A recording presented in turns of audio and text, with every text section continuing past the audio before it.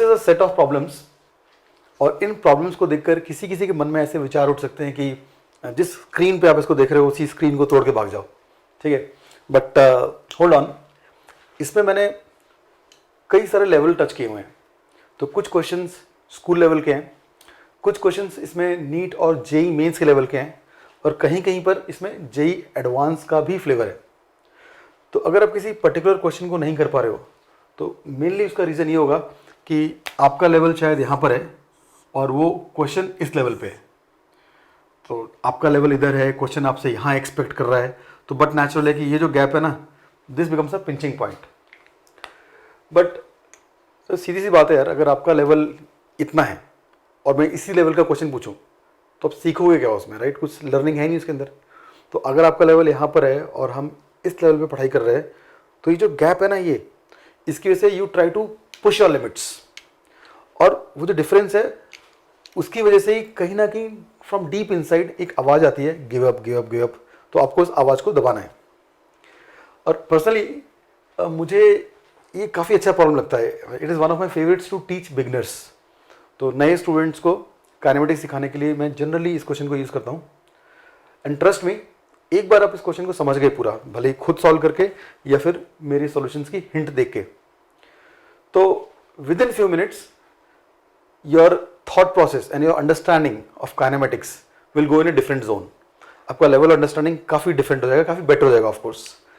तो फटाफट स्टार्ट करते हैं इस क्वेश्चन से। ये बोलता है कि P equal to this is the position of an object moving with constant acceleration.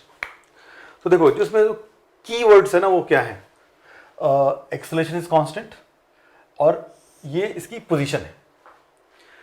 तो हम पहले पढ़ चुके हैं। इनफैक्ट हाँ, मेरा एक अजम्पशन ये है कि आपने जो इससे पहले के 20-25 मिनट की वीडियोस हैं वो देखे हुए हैं। तो हमने ये चीज़ पहले डिटेल्स में देखी थी कि जब कांस्टेंट एक्सेलरेशन होता है, सो पोजीशन को हम इस इक्वेशन से रिप्रेजेंट कर सकते हैं। तो मैं इस इक्वेशन को जरा मैप कराऊंगा यहाँ पर। रेफरेंस के लिए मैंने पहले लिखी हुई यहाँ पर, मिटाई नहीं है। तो I will write this equation in terms of this, ताकि इसकी तरह दिखाई दे। So with some cosmetic changes, मतलब कुछ ऐसे लॉजिकली चेंज नहीं किया, बट जैसे 2 को मैंने 4/2 लिख दिया। तो इस तरह से लिखने के बाद ये इक्वेशन एग्जैक्टली इससे मैप की जा सकती है ना। तो अब आप देखो, P0 इज -10। तो P0 क्या होता था? Initial position. तो इनिशियल पोजीशन होगी इसकी -10, है ना। अच्छा, दूसरी बात ये है कि मैंने इसमें with respect to the given frame, मतलब क्वेश्चन में एक फ्रेम आपको बना के दिया हुआ है। ये आपका फ्रेम है, ये ओरिजिन है और ये आपका पॉजिटिव डायरेक्शन है। तो जब इस क्वेश्चन में पूछता है कि फाइंड द इनिशियल वेलोसिटी, तो इनिशियल वेलोसिटी क्या होती है? ये होती है इनिशियल वेलोसिटी u, राइट। तो आप देखो, इसमें u की वैल्यू 12 आ गई है। तो फर्स्ट वाले का आंसर हो गया 12 मीटर्स पर सेकेंड। अच्छा, फिर पूछ रहा है एक्सेलरेशन क्या है। तो एक्सेलरेशन जो इसका है वो यहाँ पर आप देखो तो -4 आ रहा है। तो नेगेटिव एक्सेलरेशन मतलब ये रिटार्डेशन कहलाएगा। और थोड़ा प्रिसाइजली डायरेक्शन की टर्म्स में बात करूँ तो हम पहले ये चीज़ डिटेल्स में कर चुके हैं कि जब एक्सेलरेशन की वैल्यू 4 है, मतलब आपका एक्सेलरेशन इस तरफ होगा, क्योंकि मेरा कन्वेंशनल डायरेक्शन पॉजिटिव इधर ही दिया हुआ है। तो अगर इस केस में -4 एक्सेलरेशन आ रहा है, तो इसका मतलब क्या हुआ? एक्सेलरेशन आपका इस तरफ है, राइट। तो मैं यहाँ पर बोल सकता हूँ 4 metre per second square in this direction. 4 metre per second square towards left. अच्छा, जो इसका नेक्स्ट क्वेश्चन है, प्लॉट द पाथ फॉलोड। ये काफ़ी इंटरेस्टिंग है। इसमें आपको थोड़ा सा विजुअलाइजेशन चाहिए। जैसे आपके सामने ना ये एक एल्जेब्रिक एक्सप्रेशन दिया हुआ है ना, इसमें नंबर्स हैं। तो ये जो नंबर्स हैं उसको देख के आपके दिमाग में उसका एक पिक्टोरियल इंटरप्रिटेशन बनना चाहिए। मतलब जैसे मैं आपको बोलता हूँ कि आप एक कमरे में बैठे हो, उस कमरे में बाहर से कोई लाइट नहीं आती है, ठीक है, एकदम सील पैक्ड कमरा है बिल्कुल। और मैं आपको बता दूं कि भाई टाइम हो रहा है 9 AM, और मैं आपसे पूछता हूँ कि बताओ बाहर का जो सिनेरियो है वो कैसा होगा एज कंपेयर टू अगर मैं बोलता हूँ बाहर है 9 PM। तो आप समझ जाओगे कि भाई 9 AM है तो बाहर उजाला होगा, लोग घूम रहे होंगे, है ना। और 9 PM है तो बाहर अंधेरा होगा और शायद most of the people will be at home. तो ये आपने ऐसे रट के नहीं याद किया कि भाई AM पे लोग बाहर होते हैं, PM पे अंदर होते हैं। बस आपको थोड़ा सा अपने घड़ी को देखने की आदत पड़ चुकी है और आपको पता है कि बाहर का माहौल कैसा है, तो इससे आपके दिमाग में पूरी पिक्चर बन चुकी है। तो ऐसा ही कुछ यहाँ पर है ये जो स्टेटमेंट है, ठीक है, इसको देख के ही आप दिमाग में पिक्चर बना सकते हो कि जो ऑब्जेक्ट है वो किस तरह से मूव कर रहा है। सो हमने थोड़ी देर पहले देखा ही था कि -10 was the initial position, P not was -10। तो इसका मतलब क्या हुआ कि एट टी इक्वल टू 0 वो -10 पे था। तो ये आपका ओरिजिन है, तो it must be somewhere here, x equal to -10। अब जो इसकी इनिशियल वेलोसिटी है वो भी आपने निकाली थी थोड़ी देर पहले, 12 metre per second towards right side, है ना। तो मतलब यहाँ से स्टार्ट करता है और उसकी वेलोसिटी राइट साइड में है, तो वो कुछ इस तरह से मूव करेगा। तो जब वो इस तरह मूव कर रहा होगा राइट साइड में, तो एक और बात देखने वाली ये है कि जो उसका एक्सेलरेशन है वो है 4 metre per second square towards left side, मतलब सिंपल लैंग्वेज में हम उसको बोल सकते हैं रिटार्डेशन। तो जो उसकी स्पीड है ना, भले ही 12 मीटर पर सेकेंड रही हो शुरुआत में, लेकिन वो स्पीड कम होती जा रही है, ये रिटार्ड कर रहा है, और कहीं पर आगे आते आते आते आते ये शायद रुक जाएगा, ठीक है। तो हम बोल सकते हैं कि ये है इसका प्लॉट। बट इसमें और भी कुछ चीज़ें हैं जो हम थोड़ी देर बाद देखेंगे, अभी के लिए हम इसको यहीं पर छोड़ देते हैं। अब आते हैं हम अपने नेक्स्ट प्रॉब्लम पे, क्वेश्चन नंबर 3 बोलते हैं position at t equal to 2 seconds. तो position at t equal to 2 second समझने के लिए वापस से वही इक्वेशन देखेंगे अपनी, और हमें पता है कि इस इक्वेशन में जब हम टाइम की वैल्यू पुट करते हैं तो हमें करस्पॉन्डिंग पोजीशन बताया जाता है। तो t को आप यहाँ पर 2 पुट कर दीजिए, और जब से आप t को 2 पुट करेंगे इसको आप सिंप्लीफाई करके एग्जैक्ट वैल्यू ऑफ p निकाल सकते हैं। तो इसको सिंप्लीफाई करके हमें मिलता है 6 मीटर्स, ठीक है। ये अगर आप खुद फटाफट कैलकुलेट कर पा रहे हो तो बहुत अच्छी बात है, नहीं कर पा रहे तो just pause the video and check the mathematics part. इसमें कुछ नहीं है, बस सिंपल सिंप्लीफिकेशन है। अभी 6 मीटर्स जो है इसकी पोजीशन है किस इंस्टेंट पे, t इक्वल टू 2 सेकेंड पे। तो अगर हम यहाँ पर देखें तो कुछ ऐसा बोल सकते हैं कि t इक्वल टू 0 पे वो यहाँ पर था, एंड t इक्वल टू 2 पे वो कुछ यहाँ पहुँच जाएगा, at t equal to 2 it's here. अच्छा, नेक्स्ट क्वेश्चन है position when v equal to 4 metre per second. अब यहाँ पर थोड़ा सा मामला अटकता है अपना। जब तक वो मुझे टाइम बता रहा था मैं उसको पोजीशन बता रहा था, अगर वो मुझे पोजीशन बताता तो मैं टाइम बताता, क्योंकि मेरे पास डायरेक्ट रिलेशन है p और t के बीच में।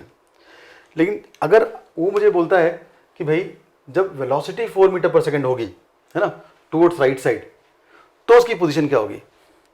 तो देखो यहाँ पर ही थोड़ा सा इंटरेस्टिंग होता है प्रॉब्लम। वैसे जिन लोगों को आता है उनको काफ़ी आराम से आसानी से आंसर आ भी गया होगा, बट इसमें आपको ये समझना पड़ेगा कि जो वेलोसिटी इक्वल टू 4 है ना, ये चीज़, ये इन्फॉर्मेशन डालने का कोई प्रोविजन नहीं है यहाँ पे, राइट। तो आपको इसकी भाषा में इसको बताना पड़ेगा कि वेलोसिटी 4 हो गई है। उसकी भाषा मतलब जैसे मान लो आपके पास कोई कुत्ता है, ठीक है, और आपको मालूम चला कि आपके बैंक में से ना कोई 2000 रुपये लेके भाग गया। तो अब अपने कुत्ते को अपनी बैंक की स्टेटमेंट दिखाओगे कि भाई ये देख देख वो मेरा पैसे लेके भाग गया, तो कुत्ता शायद गुस्से में आपको काट लेगा कि भाई ये बिस्किट तो खिला नहीं रहा, मेरे को बैंक की स्टेटमेंट दिखा रहा है, राइट।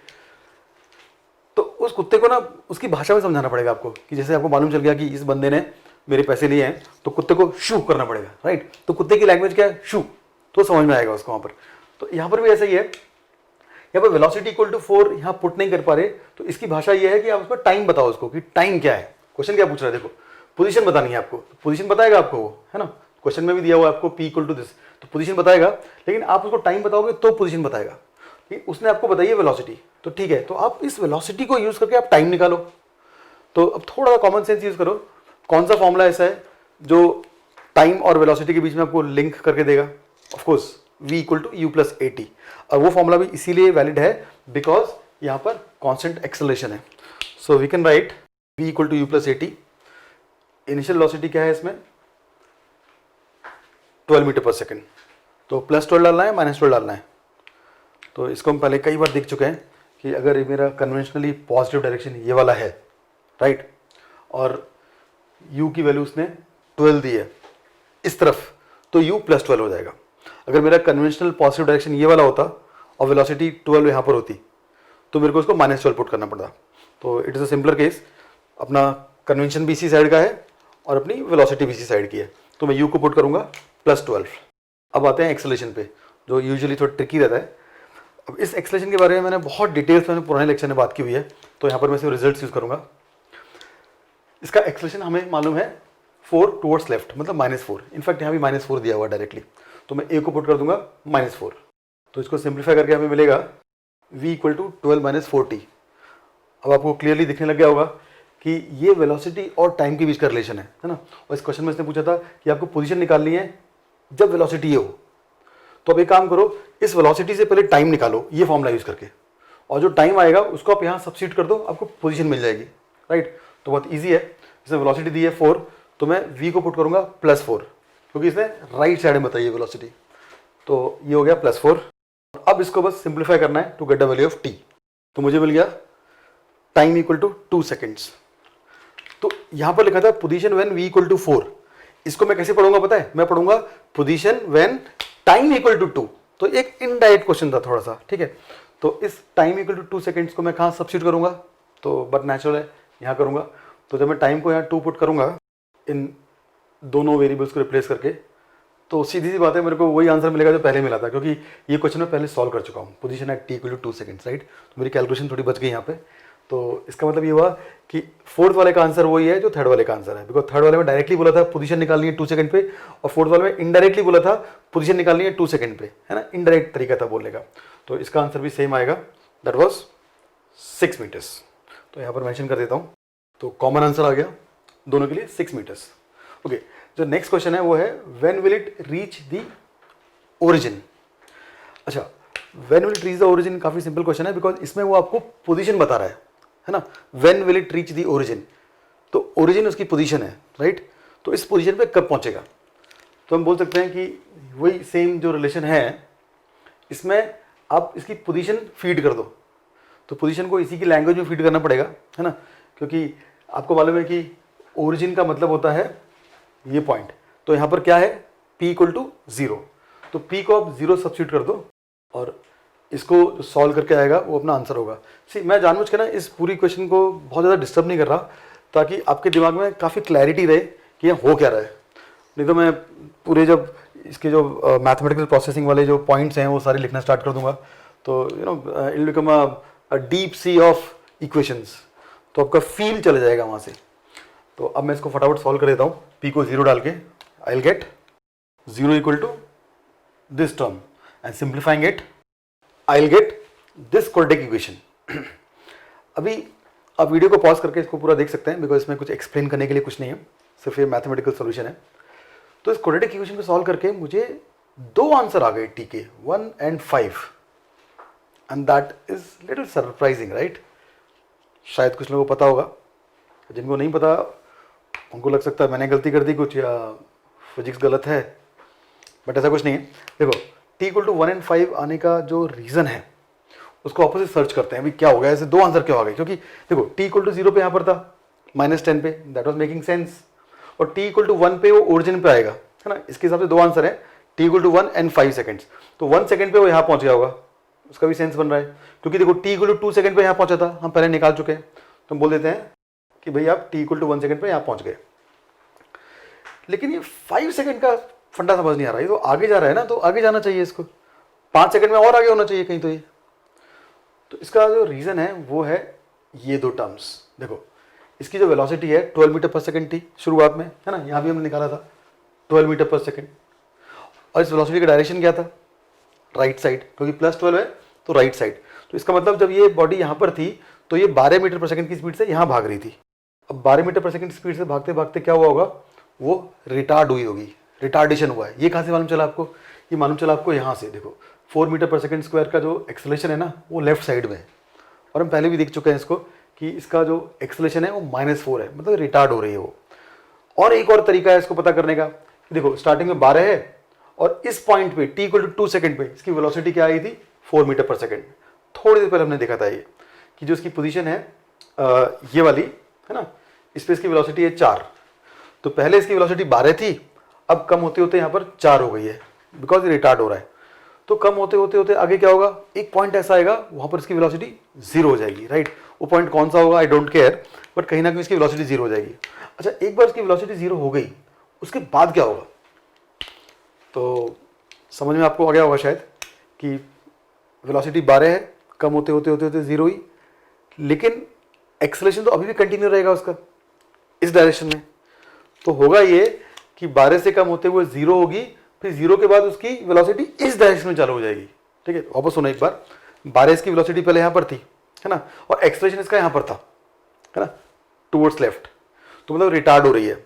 देख भी लिया हमने, वापस बोल देता हूँ, पहले 12 थी इस तरफ, फिर यहाँ पर आते आते देखो ये 4 हो गई, तो थोड़ी देर बाद 0 भी हो जाएगी। अब 0 के बाद वहाँ पर वो जिंदगी भर के लिए रुक नहीं जाएगा। 0 के बाद क्या होगा, उसकी वेलोसिटी और कम होगी। अब 0 से कम क्या होगी, 0 से कम मतलब नेगेटिव हो जाएगी, मतलब डायरेक्शन चेंज करेगी। तो एक्चुअल में क्या हो रहा है पता है, इस केस में ये यहाँ से स्टार्ट करता है, ऐसे जाता है जाता है जाता है और स्लो होते रहता है, स्लो होता है स्लो होता है स्लो होता है, और एक पॉइंट पे आके ना ये मोमेंटली रुक जाता है और फिर वो वापस आना चालू कर देता है, समथिंग लाइक दिस। तो अभी आपको समझ में आया होगा कि इसके 2 आंसर्स क्यों आ रहे हैं, क्योंकि एक बार जब इधर जा रहा था तो t = 1 सेकेंड पे इसने क्रॉस किया, और एक बार जब वापस जा रहा था तो t = 5 सेकेंड पे इसने वापस से ओरिजिन को क्रॉस किया होगा। अच्छा, इसमें मैंने समझाने के पॉइंट ऑफ व्यू से मैंने 2 लाइन थोड़ा ऊपर नीचे बना दी हैं, बट इसमें एक्चुअली इसी को सीधा वो ओवरलैप कर जाती है, बट उसमें आपको समझ नहीं आएगा, कन्फ्यूजन हो जाएगा, इसलिए थोड़ा मैंने नीचे बना दिया है इसको। और अभी मैं काम करता हूँ, टाइम लाइन को थोड़ा ज़्यादा क्लियर कर देता हूँ कि जैसे यहाँ t = 0 है, 1 है, 2 है, तो मैं इसको ज़रा थोड़ा क्लैरिटी से बना देता हूँ। अब आपको थोड़ा बेटर दिख रहा होगा ना, t = 0 पे यहाँ पर, 1 पे यहाँ पर, 2 पे यहाँ पर, कहीं पर तो यहाँ भी पहुँचा होगा, फिर वापस आते आते यहाँ पे ये t = 5 पे आएगा। Okay, now next problem is velocity at origin.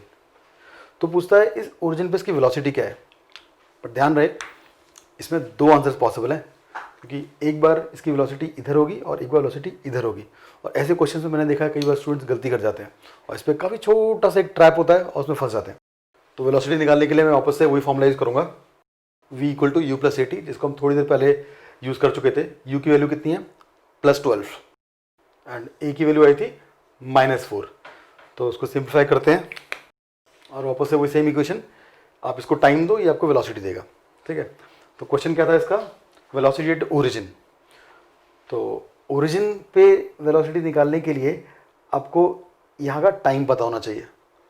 तो ये भी एक इनडायरेक्ट तरीका है ना, क्योंकि इस क्वेश्चन में आप वेलोसिटी निकाल सकते हो अगर आपको टाइम पता हो तो, और इस क्वेश्चन में इसको भी और इनडायरेक्टली पुट कर दिया, वेलोसिटी पूछ रहा है ओरिजिन पे।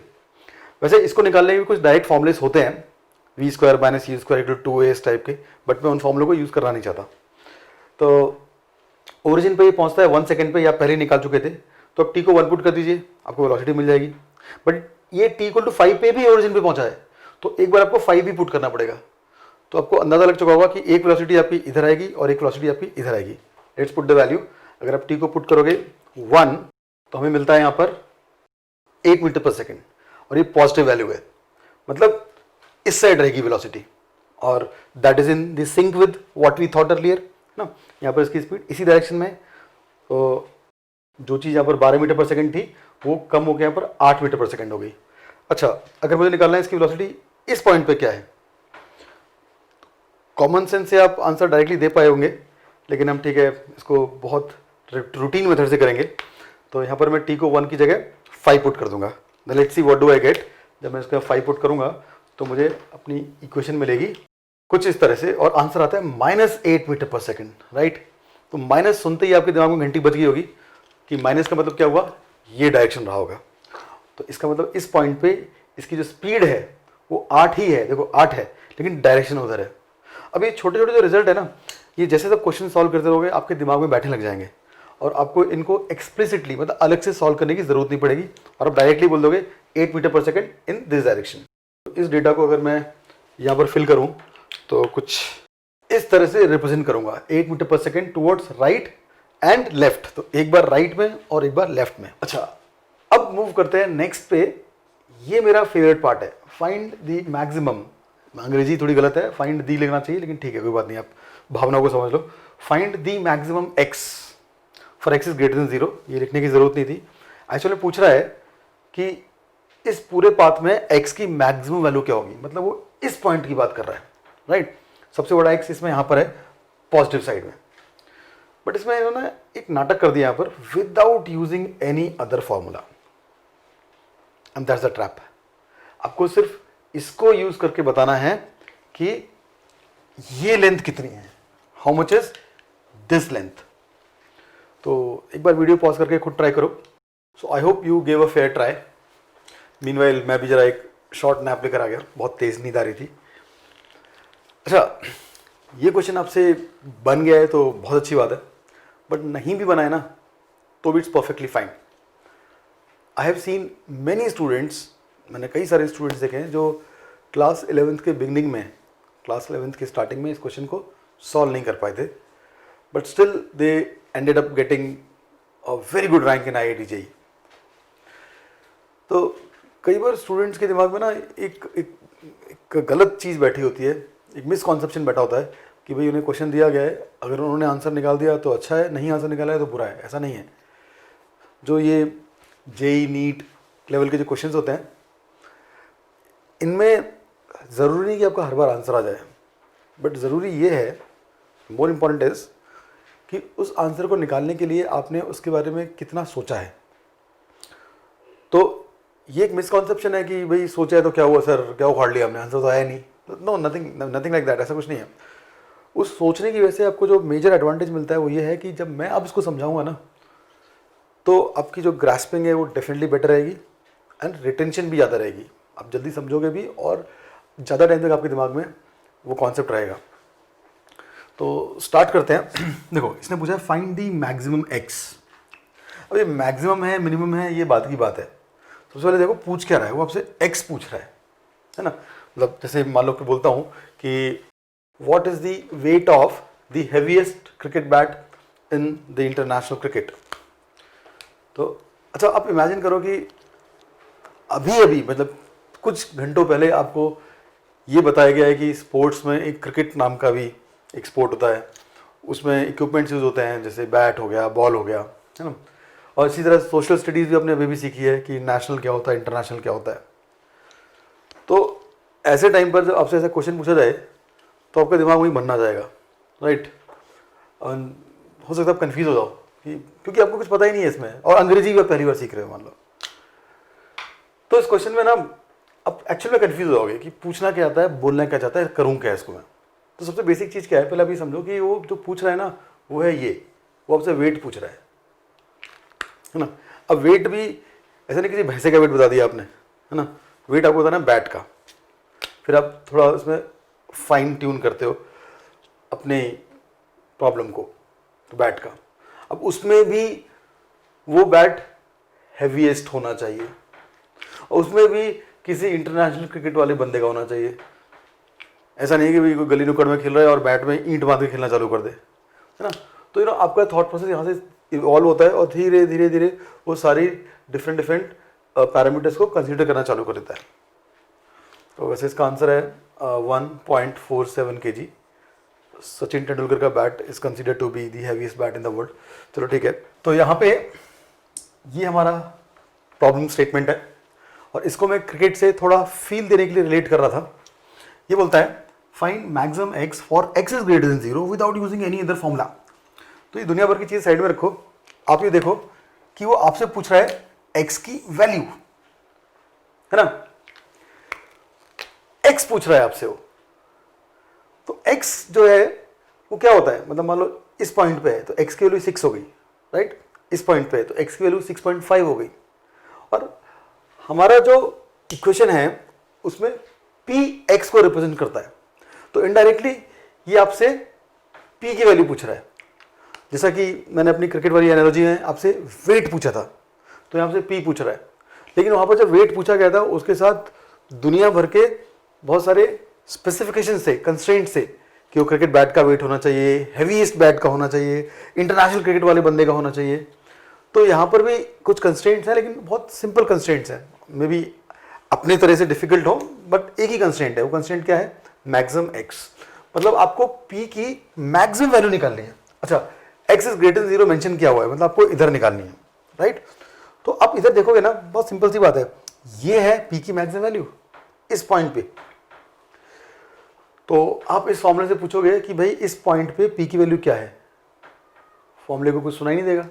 वैसी बात होगी वापस अपने वो कुत्ते को जब शू बोला था तो शू करने की बजाय आपने उसको बैंक का स्टेटमेंट दिखा दिया, तो ऑफकोर्स समझ में नहीं आएगा उसको। तो ये बोलता है कि भाई हम आपको पी बताएंगे, लेकिन आप हमें टी बताओ पहले, फिर हम इसके पास जाते हैं। भाई यहाँ टी क्या होगा, टी मतलब आप इन नंबर्स के साथ उसको फील करने की कोशिश करो। यहाँ पर टी क्या होगा, इस लाइन का मतलब क्या हुआ, इस लाइन का मतलब ये हुआ सिंपल और शुद्ध भाषा में कि यहाँ वो कब पहुँचेगा, राइट। तो यहाँ कब पहुँचेगा, अब कितना भी घूर लो उसको, आपको नहीं दिखाई देगा कि कब पहुँचेगा। तो ये कुल मिला के फॉर्मूला हमारे डायरेक्टली काम का आ नहीं रहा है, और वही इस क्वेश्चन का ट्रैप है ना, कि आपको बोला गया है without using any other formula, तो you have to use this and only this. तो आउट ऑफ डेस्परेशन ना आपके दिमाग में एक और फॉर्मूला क्लिक हो रहा होगा, v equal to u plus a t. See वैसे कहने को तो इसका आंसर एक लाइन में आता है, v square minus c square equal to 2as use करके, बट मेरा एजेंडा इस क्वेश्चन को सॉल्व करना नहीं है। मेरा एजेंडा है इस पूरे के पूरे कॉन्सेप्ट को एक्सप्लोर करवाना है, इसकी जो निटी ग्रिटीज हैं उसको समझाना। आंसर्स तो हम ठीक है बाद में बहुत आराम से निकाल पाएंगे, इनफैक्ट थोड़ी प्रैक्टिस के बाद आप इन 10 क्वेश्चन को ना सॉल्व करने के लिए आप 3 या 4 मिनट से ज़्यादा नहीं लोगे, वही मैं शायद ज़्यादा बोल दिया, ठीक है, after some point of time, और डेफिनेटली तब के लिए आपको प्रैक्टिस करनी पड़ेगी।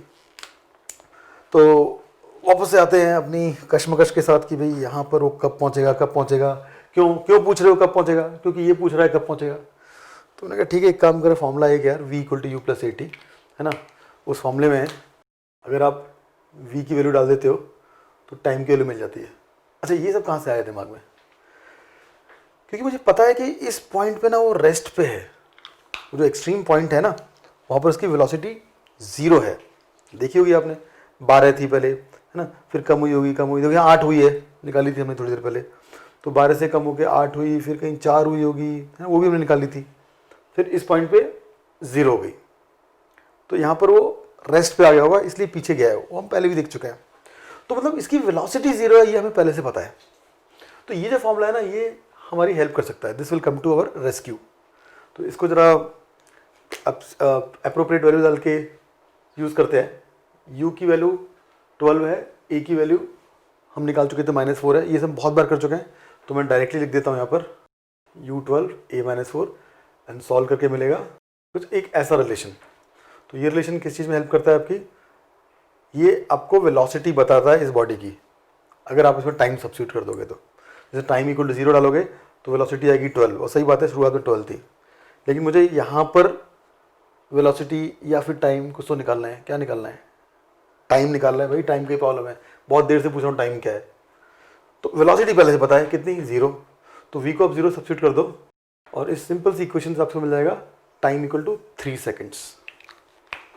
तो चलो कुछ तो समझ में आया कि भाई यहाँ पर वो 3 सेकेंड पे पहुँचेगा।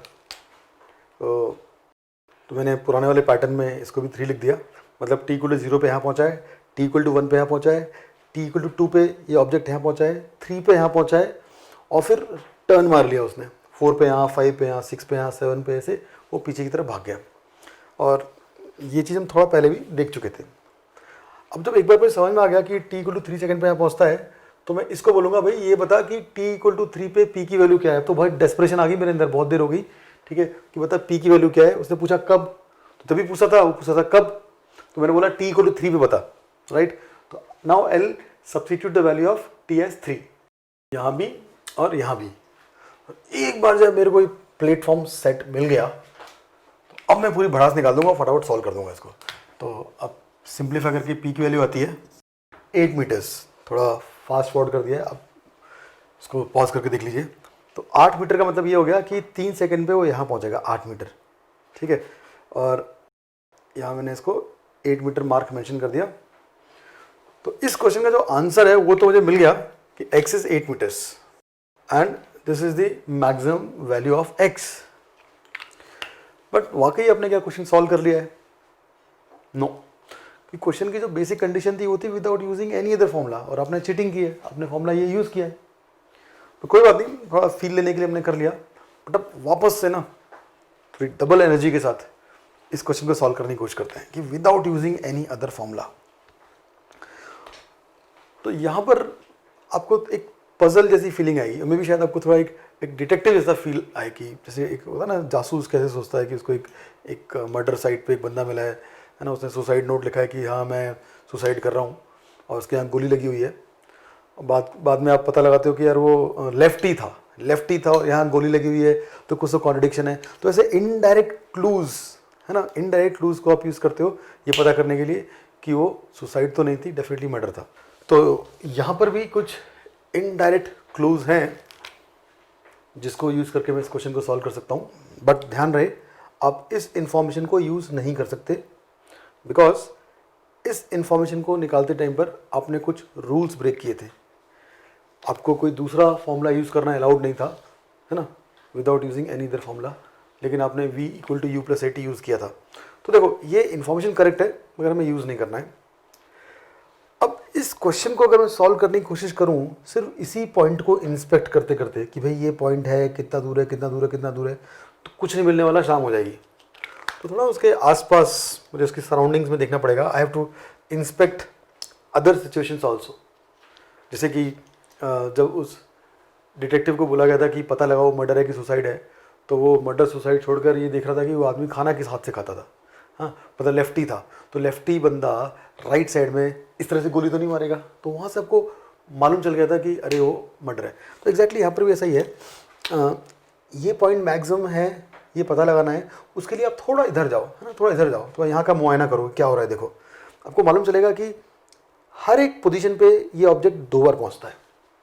जैसे x इक्वल टू 0 पे वो 2 बार पहुँचा है ना, एक बार 1 सेकंड पे, एक बार 5 सेकंड पे। सिमिलरली यहाँ भी 2 बार पहुँचा होगा, एक बार ऐसे आते टाइम, एक बार ऐसे जाते टाइम पर।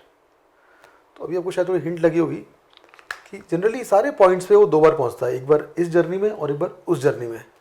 लेकिन इस पॉइंट की स्पेशलिटी ये है कि वो यहाँ पर सिर्फ और सिर्फ एक बार पहुँचेगा।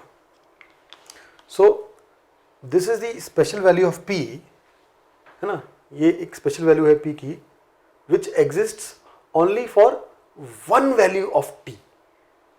थोड़ा सा अगर आपके लिए हैवी हो गया, टेक्निकल ज़्यादा हो गया, तो शुद्ध भाषा में बोलते हैं कि भैया एक ही p ऐसा है जो यहाँ पर सिर्फ एक बार पहुँचेगा। ये जो p है वहाँ पर ये बॉडी सिर्फ एक बार पहुँचेगी। अच्छा, तो इस बात को मैं इस इक्वेशन को कैसे समझाऊँ? ये इक्वेशन तो मतलब बड़ी एकदम ढीठ सी इक्वेशन है। ये बोलती है आप चुपचाप मुझे p की वैल्यू दो, मैं आपको t की वैल्यू दूंगी। अगर आप मुझे टाइम की वैल्यू दोगे तो मैं आपको p की वैल्यू दूंगी। और यहाँ पर ऐसा कुछ डायरेक्ट मिल नहीं रहा मेरे को, यहाँ सिर्फ इतना मालूम चल रहा है कि इस पॉइंट पे वो सिर्फ एक बार पहुँचेगा। तो ये जो इन्फॉर्मेशन है हम किसी तरह इनडायरेक्टली इसको समझा सकते हैं। तो उससे पहले एक काम करते हैं, इसको खोपचे में लेते हैं यहाँ पर। तो इस इक्वेशन की बेटर अंडरस्टैंडिंग के लिए मैं इसके बिहेवियर को थोड़ा और एनालाइज करूंगा। जैसे अगर मैं इसमें t की कोई वैल्यू डाल देता हूं, से 2 सेकेंड्स, तो अकॉर्डिंगली मुझे p की वैल्यू मिलती है कुछ इस तरह से, है ना। t देखो 2 आ गया यहाँ पर भी और यहाँ पर भी, सिंप्लीफाई करके मुझे मिलेगा 6। तो हम बोल सकते हैं कि t equal to 2 will give you p equal to 6। Okay, एक t की वैल्यू के लिए एक p की वैल्यू आई।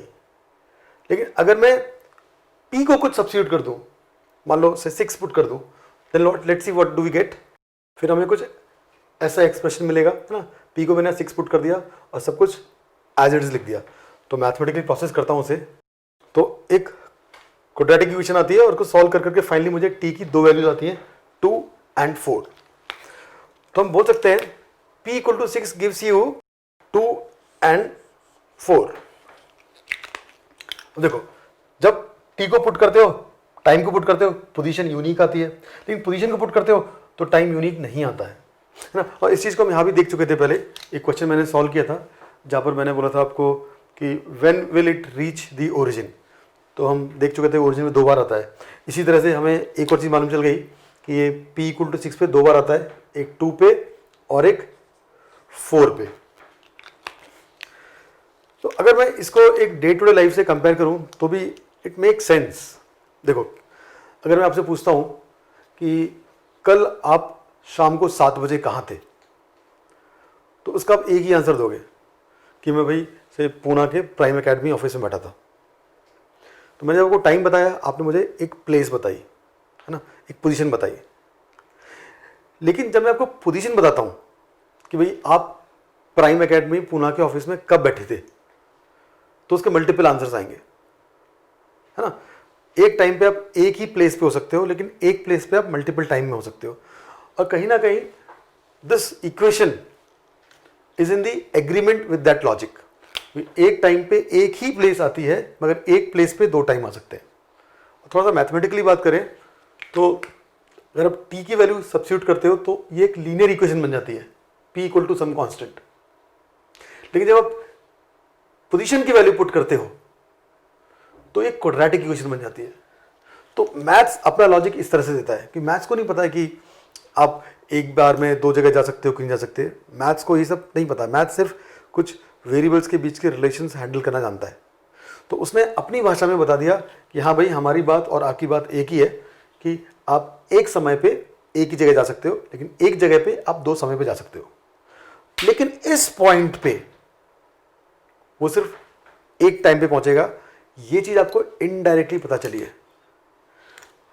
तो हम इस p की कौन सी वैल्यू सब्स्टिट्यूट करें कि टाइम की सिंगल वैल्यू आ जाए। आई एम श्योर आपको तो हिंट लग गई होगी, बट मैं थोड़ा डिटेल से समझाता हूं। उसके लिए थोड़ा इसको चेंज करेंगे। जैसे आपको मालूम है कि p का ये वैल्यू आपको पता है t की टर्म्स में, बट अगर मैं बोलूं टाइम की क्या वैल्यू है p की टर्म्स में, तो इसका आंसर आएगा कुछ इस तरह से। इनफैक्ट आपको ये डायरेक्ट रिजल्ट भी पता होगा। जब हम बोलते हैं ना कि कोई इक्वेशन है ax square plus b x plus c equal to 0, तो इसमें x की क्या वैल्यू आती है, माइनस बी प्लस और minus root of b square minus 4ac by 2a, जहाँ पे इस टर्म को बोलते हैं हम discriminant, that is b square minus 4ac। ऐसे कुछ मैंने यहाँ पर किया है। अभी ये वाली जो इक्वेशन थी ना आपकी, है ना, इसको मैंने थोड़ा डिफरेंट स्टाइल में लिख दिया। कुछ ऐसे फिजिक्स या कोई मैथ्स यूज़ नहीं किया है, जस्ट अ कॉस्मेटिक चेंज है, थोड़ा इधर का उधर किया है। जैसे ये 10 इधर था तो उधर कर दिया है, तो +10 बन के आ गया है। और फिर बाद में हम देखेंगे कि ये t में क्वाड्रेटिक बन गया है, ये x में क्वाड्रेटिक था, ये t में क्वाड्रेटिक बन गया है।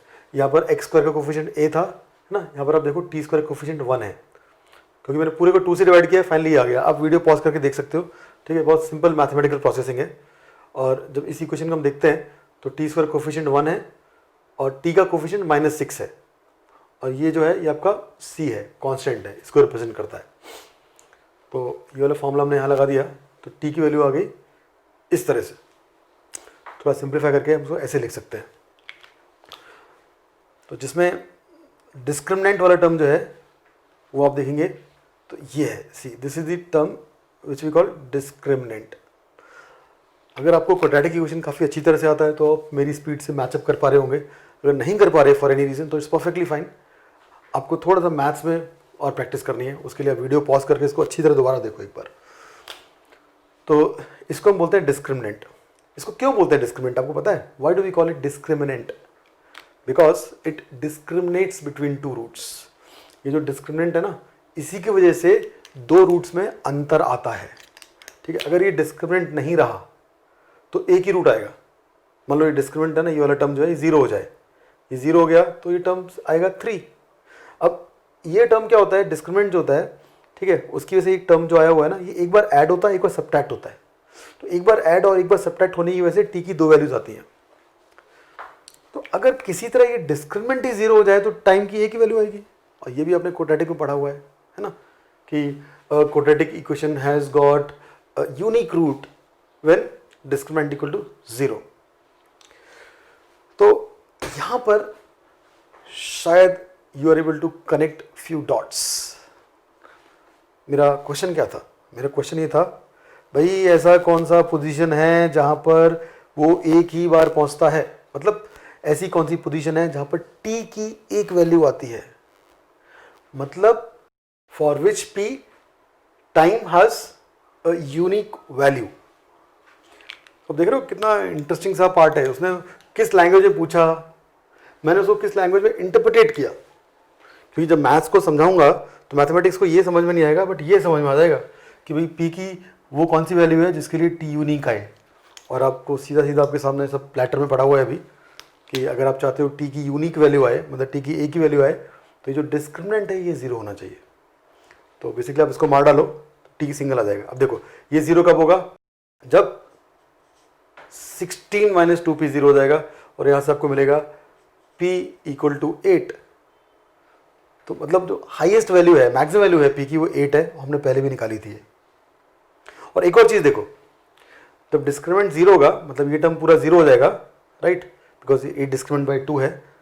तो टी की वैल्यू ऑटोमेटिकली बचती है 3 सेकेंड्स, है ना, वो आपको निकालने की जरूरत नहीं पड़ी, सीधा आपको मिल गया 3 सेकेंड्स। हमने पहले भी देखा था 3 सेकंड में पहुंचेगा। सो इस क्वेश्चन को करके आपको ये थोड़ा फील आ गया होगा कि सिंपली काइनेमेटिक्स के फॉर्मूले याद करना, उसको डायरेक्टली बहुत बेसिक क्वेश्चन में यूज़ करना एक कंप्लीटली डिफरेंट बॉल गेम है as compare to what we are doing now. इसमें हर एक चीज़ की जो बहुत माइन्यूट से एस्पेक्ट्स होते हैं उसको हमें देखना पड़ता है, और इनडायरेक्ट भाषा समझनी पड़ती है, थोड़ा जासूसी भी करनी पड़ती है, मतलब like you have to figure out few indirect clues also, and trust me that is the interesting part. अगर डायरेक्टली इसको याद करके रट्टा मार के वैल्यूज पुट करोगे तो उसमें कोई खास मजा भी नहीं आएगा, लेकिन जब आप इस तरह से इनडायरेक्टली इसको पकड़ना चालू करोगे ना और आपके रिजल्ट्स मैच करना स्टार्ट हो जाएंगे, तो वहाँ पर आपको बहुत इंटरेस्ट आता है। और उसके लिए आपको कोई ऐसे बहुत बड़ा दिमाग नहीं चाहिए, इसके लिए बस आपको एक्सपोजर चाहिए। जैसे आपने एक प्रॉब्लम अभी यहाँ पर कर लिया ना, अभी शीट्स में इसके और भी कुछ प्रॉब्लम्स हैं जिनमें थोड़े स्लाइट वेरिएशंस दिए हुए हैं, तो उनको भी एक बार करोगे आप तो definitely you will reach a stage जहाँ पर ऑलमोस्ट हर टाइप का आपको एक्सपोजर मिल चुका होता है और बेसिक कॉन्सेप्ट तो क्लियर हो चुके होते हैं। So let's move on to the next problem. तो क्वेश्चन नंबर 8 बोलता है कि अगर हम पोजीशन को 16 पुट कर दें देन कमेंट अबाउट टाइम। अच्छा, ये पोजीशन इक्वल टू 16 अगर आप यहाँ सब्स्टिट्यूट करके उसको मैथमेटिकली प्रोसेस करके टाइम की वैल्यू निकाल लो तो ऐसे कुछ फ़ायदा नहीं है। उसमें क्या किया आपने, वो तो मैथ्स किया है, सिर्फ फिजिक्स का कुछ नहीं सीखा आपने।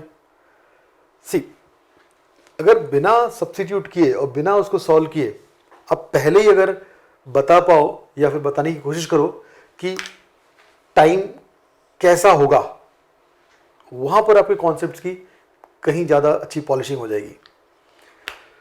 तो देखते हैं जैसे पोजीशन इक्वल टू 16 का मतलब क्या है। इसके प्लॉट में हम देखें तो ये पोजीशन इक्वल टू 0 है, ये पोजीशन इक्वल टू 6 है, ये पोजीशन इक्वल टू 8 है। तो पोजीशन इक्वल टू 16 कुछ यहाँ पर आएगा, है ना, this is the 16th mark. तो यहाँ तो पहुँच ही नहीं रहा वो, है ना। इसकी तो पूरी जो जन्म कुंडली हम देख चुके थे और हमें मालूम है कैसा दिखता है वो यहाँ से शुरू होता है टाइम इक्वल टू 0 पे, टाइम इक्वल टू 1 पे यहाँ, 2 पे यहाँ, 3 पे यहाँ, फिर उल्टा 4, 5, 6, 7 निकल लिया, तो यहाँ तो पहुँचता ही नहीं है। तो अगर मैं x की वैल्यू 16 मतलब यहाँ पर p की वैल्यू 16 डालूंगा तो बिना सॉल्व किए मुझे आप बता सकते हो कि टाइम कैसा होगा। इसका कई सारे स्टूडेंट्स आंसर देते हैं सर नेगेटिव होगा, बट वो गलत है। चलो सही क्या है देखने के लिए पुट करके देखते हैं। यहाँ पुट करो वहाँ पुट करो एक ही बात है, बिकॉज अगर पोजीशन को मैं 16 पुट करूँगा तो इसको थोड़ा प्रोसेस करके करके करके कुछ रिजल्ट आएगा और ना डायरेक्टली आ जाएगा। हमने पहले इतनी मेहनत की है, इसको यूज़ कर लेते हैं। तो just put this p as 16। तो इसको सिंप्लीफाई करके आपको ये मिलेगा। इनफैक्ट आप वीडियो पॉज करके एक बार डिटेल्स देख सकते हो। अच्छा, इसमें काम की बात ये है कि ये जो नंबर है ना, ये वाला देखो, रूट ऑफ -4, इफेक्टिवली ये एक नेगेटिव नंबर का रूट है जिसे हम बोलते हैं इमेजिनरी नंबर। अगर आपने कॉम्प्लेक्स नंबर किया हुआ है तो उसको थोड़ा और सिंप्लीफाई कर सकते हो आप, 3 ± 2 आयोटा। अगर नहीं भी किया तो इट्स फाइन, कोई ज़रूरत नहीं है उसकी, बस इतना काफ़ी हमारे लिए समझना कि ये जो आंसर आया है, मतलब टाइम की जो वैल्यू आई है वो एक इमेजिनरी नंबर है। तो हम बोल सकते हैं यहाँ पर, जब मुझे बोला गया था कि कमेंट अबाउट टाइम, तो time is an imaginary number. तो आंसर तो आ गया, लेकिन टू बी ऑनेस्ट कुछ खास सीखने को नहीं मिला यहाँ पर हमें। हमने क्या किया, बस जो पोजीशन की वैल्यू थी वो सब्स्टिट्यूट कर दी यहाँ पे और टाइम की वैल्यू निकाल ली। अगर आप इसको फिजिक्स के पर्सपेक्टिव से देखोगे ना तो आपको काफ़ी इंटरेस्टिंग चीज़ देखने को मिलेंगी। यहाँ पे यहाँ से चालू होके ये वापस चले गया, है ना, और आपने इस इक्वेशन से पूछा कि भाई यहाँ कब पहुँचेगा। उस इक्वेशन के साथ आपकी अंडरस्टैंडिंग अच्छी थी, आप उसमें पोजीशन डालते थे, आपको टाइम मिलता था, टाइम डालते थे, पोजीशन मिलता था, राइट। लेकिन अब आप उसमें पोजीशन ऐसी डाल रहे हो जहाँ पहुँचा ही नहीं कभी। मतलब ऐसा हो गया कि आपका कोई दोस्त है, उसके साथ कभी आप क्रिकेट खेलते हो, कि फुटबॉल खेलते हो, ठीक है, फेयर इनफ, लेकिन कभी आप उसको अचानक से गर्दन पकड़ के बोल दो कि बता तू आसमान में जब चिड़िया की तरह उड़ेगा तो कितनी देर में आसमान में पहुँचेगा। वो चिड़िया की तरह उड़ेगा कैसे, है ना, वो कितनी देर में आसमान में पहुँचेगा, तो उसका कोई आंसर दे नहीं सकता वो। प्लस आपने उसकी गर्दन पकड़ रखी है, डर के मारे से कुछ आंसर देना ही पड़ेगा, है ना। और आंसर भी कुछ ऐसा जो कुछ टाइम जैसा दिखे, क्योंकि आपने उसे क्या पूछा है, कितनी देर में तू आसमान में पहुँचेगा चिड़िया की तरह उड़ के। तो यहाँ भी ऐसा ही है। आपने जब इस इक्वेशन में पोजीशन की वैल्यू 16 पुट की ना, तो आपने उसके साथ ज़बरदस्ती की है। ये यहाँ नहीं पहुँचता भाई, आपको दिख रहा है कि नहीं पहुँचता, फिर भी आप पी को 16 पुट कर रहे हो। हाँ, अब ये बात भी है, पी को हम 16 पुट कर रहे हैं, हमारी मर्जी, ये इक्वेशन रोक लेगी मेरे को। हाँ, इक्वेशन मेरे हाथ रोक सकती है, नहीं नहीं 16 मत लिखो, यहाँ पर अलाउड नहीं है मेरे लिए, या मेरा मार्कर टूट जाएगा, बोर्ड गायब हो जाएगा, कैमरा फट जाएगा, ऐसा कुछ होने नहीं वाला, right. I have got every right to put p as 16, मैं मेरी मर्जी में पी को 16 डालूंगा। तो इक्वेशन बोलेगी ठीक है भाई आपकी मर्जी, तो आप आंसर भी इमेजिन करो, राइट। ये है आपका imaginary number. Now let's move on to the next part. इसमें पूछता है कि स्टार्टिंग पॉइंट के 14 मीटर पीछे ये कब होगा। तो क्या पूछ रहा है, कब होगा, मतलब टाइम पूछ रहा है। तो 14 मीटर पीछे मतलब समवेयर हियर, यहां पहुंचने का टाइम पूछ रहा है ना। ये देखो 14 मीटर्स मेंशन कर दिया मैंने। तो अब तक आपको इतना एक्सपीरियंस हो चुका होगा कि this equation will come to your rescue, यही आपको बताएगी कि आंसर कैसे निकालना है। लेकिन इसको यूज़ करने के लिए आपको जो डेटा है ना, उसी की अप्रोप्रिएट फॉर्म में डालना होगा। ऐसे रैंडम तरीके से नहीं डाल सकते हम लोग। फॉर एग्जांपल जैसे आप जब मूंगफली खाते हो तो मूंगफली का पहले छिलका निकालते हो, सीधा मूंगफली ऐसे नहीं खा पाएंगे, राइट। तो ऐसे यहाँ पर है, पी जो है वो इसी के फॉर्मेट में चाहिए। हाँ, इनफैक्ट मैंने एक जोक मारा था कि जब किसी कुत्ते को किसी से कटवाना है, राइट, तो कुत्ते को शू करना पड़ता है। कुत्ते को वो बैलेंस शीट नहीं दिखाई जाती कि भाई कोई पैसा चोरी करके भाग गया आपका। तो यहाँ पर पी की जो वैल्यू है उसको क्या पुट करूँ मैं, कैन आई से 14? ऑफ कोर्स नॉट, क्योंकि पी को 14 डाल दोगे ना तो इसको लगेगा आप ओरिजिन के 14 राइट साइड की बात कर रहे हो, मतलब समवेयर हियर। उसका आंसर इमेजिनरी आएगा, आपको पहले से पता है। अच्छा, तो ये पॉइंट क्या है, ये पॉइंट ओरिजिन से कितना दूर है, देखो 14 प्लस 10 24 की दूरी पर है। तो पी को 24 पुट करूं, अगेन गलत, पी को पुट करना पड़ेगा -24, क्योंकि उसके लेफ्ट साइड में है। तो बस यहाँ पर इस पी को हम पुट कर देंगे -24, और इस इक्वेशन को सॉल्व करके टी की वैल्यू निकाल देंगे, वो हमारा आंसर होगा। So let's do it here. तो इसको सॉल्व करके फाइनली मेरे को ये मिलता है, आप वीडियो पॉज करके डिटेल्स देख सकते हो।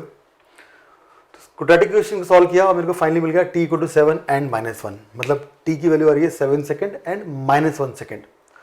तो कॉमन सेंस से हम बता सकते हैं कि आंसर आपका +7 सेकेंड रहेगा। तो ये जो ऑब्जेक्ट है ऐसे घूम के आएगा आएगा आएगा आएगा, और इस पॉइंट पे मतलब स्टार्टिंग पॉइंट से 14 मीटर पीछे 7 सेकेंड में पहुंच जाएगा। So let me mention it here. तो ये उसकी पूरी टाइमलाइन रेडी हो गई ना, t = 0 पे यहाँ पर, 1 पे यहाँ पर, 2 3 4 5 और 7 पे वहाँ। ओके, अच्छा आंसर तो आ गया, लेकिन ये क्या है। अब कई सारे स्टूडेंट्स इसको इस पॉइंट पे आके इग्नोर कर देते हैं, बट हम थोड़ा इसकी डिटेल्स में आएंगे कि नेगेटिव आंसर क्यों दे रहा है ये। देखो इसको समझने के लिए वापस से आपको इसके बेसिक्स में आना पड़ेगा। तो हम कई बार इसके बेसिक्स में जा चुके हैं और हर बार डिफरेंट तरीके से उसको एनालाइज कर रहे हैं। तो इसके जो वेरियस एस्पेक्ट्स हैं उसको हम सीख चुके हैं। अब नेगेटिव वाला नंबर भी समझ जाएंगे क्यों आ रहा है। तो पहले आप इसको देखो कि ये है क्या, मतलब अल्टीमेटली है क्या ये, मतलब ये क्या खाने की चीज़ है कोई ये? Of course not. ये एक मैथमेटिकल इक्वेशन है ना। और ये मैथमेटिकल इक्वेशन में 2 वेरिएबल्स हैं, एक p for position and t for time. अब t फॉर टाइम है या t फॉर ट्रैवल है या t जस्ट एक वेरिएबल है t, ये चीज़ मैथ्स को नहीं पता है ना। अब इसको मैथ्स के नज़रिए से देखिए। मैथ्स इसको मैथमेटिक्स इसको कैसे देखेगी पता है? मैथमेटिक्स ऐसे देखेगी कि भाई t और p 2 वेरिएबल्स है बस। तो उसको नहीं पता कि t की वैल्यू टाइम है, तो वो टाइम की एज अ वेरिएबल सारी पॉसिबल वैल्यूज ले लेगा। अगर आपने फंक्शंस पढ़ा हुआ है तो हम इसको ऐसे बोल सकते हैं कि p is a function of time, है ना, और इसका जो डोमेन है टाइम का वो है ऑल रियल नंबर्स। अगर नहीं पढ़ा तो कोई दिक्कत नहीं है, आप इसको ऐसे समझो कि ये हमें पता है कि t इज टाइम और टाइम 0 से स्टार्ट होता है, लेकिन मैथ्स की इक्वेशन के पर्सपेक्टिव से ये सिर्फ एक रिलेशन है t और p के बीच में, है ना। वो तो भाई हमारी ज़रूरत थी कि हमने अपनी जो ऑब्जेक्ट की जो पोजीशंस है उसको समझने के लिए मैथ्स का सहारा लिया, ठीक है, और बोल दिया कि पोजीशन जो है जिस भी टाइम पे मिलेगी वो इस रिलेशन से मिलेगा। बट इसका मतलब ये नहीं है कि ये इक्वेशन अब हार्डकोर काइनेमेटिक्स की इक्वेशन बन चुकी है। ये इक्वेशन अभी भी एक जेनरिक मैथमेटिकल इक्वेशन है जिसमें टाइम और पी, मतलब टी और पी, ये दोनों जस्ट वेरिएबल्स हैं। तो इस इक्वेशन को ये समझ में आता है कि अगर आप टी को -1000 पुट करोगे तो भी पी की कोई वैल्यू आएगी, टी को 0 पुट करोगे तो भी पी की वैल्यू आएगी। अब वहां पर आपको समझना पड़ेगा कि इसे उसकी रिलेवेंट वैल्यूज हैं वो 0 से स्टार्ट होती है, टी को 0 से स्टार्ट होती है। जैसे अगर इस इक्वेशन में आप टी को पुट कर दो मान लो -100 से, तो इससे पी की क्या वैल्यू मिलेगी चेक करते हैं। यहां पर पी की वैल्यू आ गई -18,810। मतलब जब आपने टाइम को -100 सेकेंड्स पुट किया तो ये ऑब्जेक्ट इस इक्वेशन के हिसाब से ऑलमोस्ट ओरिजिन के 18 किलोमीटर उस साइड था। अगर आपने -100 की जगह आपने -1000 पुट किया होता तो और पीछे चले आता। तो आपको ये समझना होगा कि ये जो इक्वेशन है ना, इसमें टी जो वेरिएबल है इसकी वैल्यू -∞ से स्टार्ट होती है और -∞ पे ये जो ऑब्जेक्ट है वो उस साइड -∞ की पोजीशन पे होता है। फिर ये टाइम जो है, मतलब वेरिएबल टी है जिसको हम टाइम बोलते हैं, वो बढ़ता रहेगा। तो -∞ से -100 आ जाएगा, है ना। तो -100 पे ये ऑलमोस्ट 18 किलोमीटर उधर पहुंच जाएगा। फिर ये टाइम और बढ़ेगा, बढ़ते बढ़ते बढ़ते एक बार टाइम -1 सेकेंड हो जाएगा। तो जब टाइम -1 सेकेंड हो जाएगा तो उस टाइम पर इस ऑब्जेक्ट की पोजीशन यहां पर आ जाएगी। फिर टाइम -1 से बढ़ के 0 हो जाएगा, तो ऑब्जेक्ट की पोजीशन ये हो जाएगी। फिर टाइम बढ़ के 1 2 3 4 5 7 ऐसे बढ़ता रहेगा टाइम, और वो ऑब्जेक्ट वहां जाता रहेगा। तो इसमें आपने मैथ्स की हेल्प ली है, तो उसको ना एज इट इज़ आप यूज़ नहीं कर सकते। आपको अपना कॉमन सेंस लगाना पड़ेगा कि मैथ्स उसको कैसे देख रहा है, मैथमेटिक्स उसको कैसे परसीव कर रही है, और आपकी रिक्वायरमेंट क्या है। तो मैथमेटिक्स टी को एज अ वेरिएबल परसीव करती है और आपकी रिक्वायरमेंट है टी टाइम है। तो वहाँ पर आप कॉमन सेंस लगा के जो टाइम की नेगेटिव वैल्यूज़ हैं उसको हटा देते हो और सिर्फ प्लस वाली वैल्यू आ जाती है। So let's quickly look at the last problem. इसमें बोलता है for what duration it is in positive x zone. Level of question देखा जाए तो मेंस में पूछ सकते हैं, नीट में पूछ सकते हैं, और इसको हम जरा फिजिक्स के पॉइंट ऑफ व्यू से परसीव करें तो इसका मतलब ये निकलता है कि कितनी देर तक ये ऑब्जेक्ट पॉजिटिव एक्स जोन में था, मतलब इस ओरिजिन के राइट साइड में था। तो इसको हम पहले ही देख चुके थे कि भाई टी इक्वल टू 0 पे यहाँ से स्टार्ट करता है, 1 पे यहाँ पहुँचता है, फिर 2 3 4 5 पे यहाँ पहुँचता है, फिर 5 के बाद वो वहाँ चला जाता है। तो इसमें ये मत बोल देना कि 5 सेकंड इसका आंसर है। And I am pretty confident कि अगर ये क्वेश्चन एग्जाम में आएगा ना तो एक ऑप्शन हो 5 सेकंड वाला भी होगा, और आपने वो टिक किया तो आपके नंबर नेगेटिव आ जाएंगे।